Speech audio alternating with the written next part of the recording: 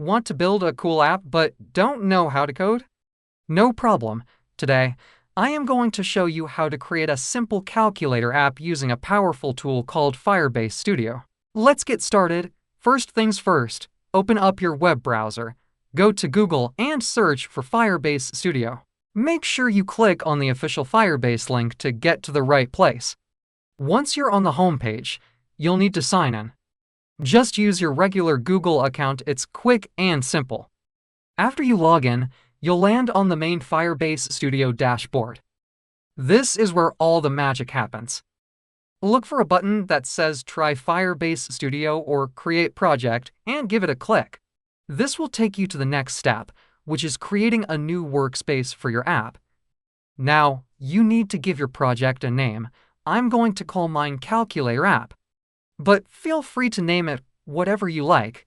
Don't worry about the technical details. Firebase Studio will handle all the complicated setup for you. Go ahead and click Create Environment. Firebase Studio is now automatically setting up everything your app needs to run. Once it's done, loading, you'll see the main workspace.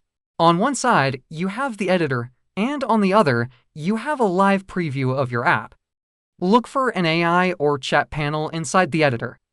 Open it up and type in a simple instruction. I'm going to type, create traditional style of calculator app with buttons for add, subtract, multiply, and divide. After you've typed your command, hit the generate button. And just like that, the AI will generate the entire calculator for you.